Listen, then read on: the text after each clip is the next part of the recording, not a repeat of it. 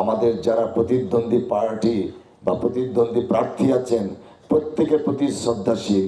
এমনকি আপনারা অনেকেই হয়তো জানেন, অনেকেই জানেন না, যেদিন নেত্রকোনা আমাদের প্রতীক বরাদ্দ হয়েছিল, সর্বপ্রথম আমি উঠে গিয়ে সবার সাথে বুক মিলিয়ে কোলাকুলি করে আমি সেদিন সবাইকে বলেছি, অনুরোধ করেছি যে আমরা কলমাকান্দা দুর্গাপুরের এমপি প্রার্থী হচ্ছি, জনগণ নির্ধারিত হবে কে আমাদের আগামী দিনের এমপি। কিন্তু আমাদের মাঝে যেন কোনো ধরনের ভুল বুঝাবুঝি না হয়। প্রতিদ্বন্দ্বিতা থাকবে, প্রতিযোগিতা থাকবে, কিন্তু কোনো প্রতিহিংসা যেন না থাকে। প্রতিহিংসার রাজনীতি যে কত ভয়াবহ সেই জিনিসটা তো আমরা বুঝতে পারছি এতদিনে, তাই না?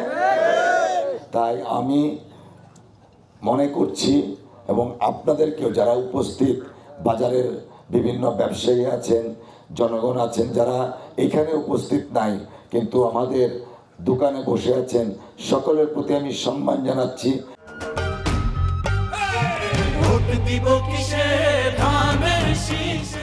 এবং এই এলাকার যে দুই প্রার্থী আছেন তাদের প্রতি আমি আমার ভালোবাসা জানাচ্ছি। আমরা যেন এইভাবে 12 তারিখ না, শুধু 12 তারিখের পরেও আমরা যেই নির্বাচিত হই না কেন, প্রত্যেকেই যেন যার যার অভিজ্ঞতাকে কাজে লাগায়া আমরা একে অন্যকে সহযোগিতা করি। এই এলাকার স্বার্থে করা উচিত না আমাদের গোলাম রব্বানী সাহেব, তিনি দুইবার উপজেলার চেয়ারম্যান ছিলেন, 1988 সালে একবার এমপি ছিলেন। ইঞ্জিনিয়ার বেলাল সাহেব অনেক উচ্চ শিক্ষিত মানুষ, ভালো বিজনেস করেন, বড় ফার্ম আছে। এই যে দুইজনেরই দুই ধরনের অভিজ্ঞতা, আমি আইনজীবী হিসাবে অভিজ্ঞতা, এরকম যারা আমরা মাঠে ময়দানে আপনাদের জন্য, দেশের খেদমতের জন্য, ভালোর জন্য আমরা ঘুরে বেড়াচ্ছি, আপনারাই নির্ধারণ করবেন অতীতটাকে বিবেচনা করে কাকে ভোট দেওয়া যায়।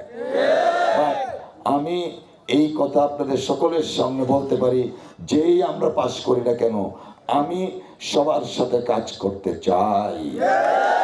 কারণ এই এলাকায় এমপি তো একজন হবে, আমরা 4-5 জনকে নিয়ে 4-5 জন তো আর হবো না, একজন এমপি যিনি হবেন, অন্যান্য প্রার্থী যারা আছেন তাদেরও তো অনেক অভিজ্ঞতা আছে না? সেই অভিজ্ঞতাকে কাজে লাগায়া যার যার এলাকা কেন্দ্রিক যার যার যে উদ্দেশ্য ছিল, সেই উদ্দেশ্যটাগুলো আমরা যদি এক করে এক মঞ্চে থেকে একসাথে কাজ করি, তাইলেই এলাকার প্রকৃত উন্নয়ন সম্ভব।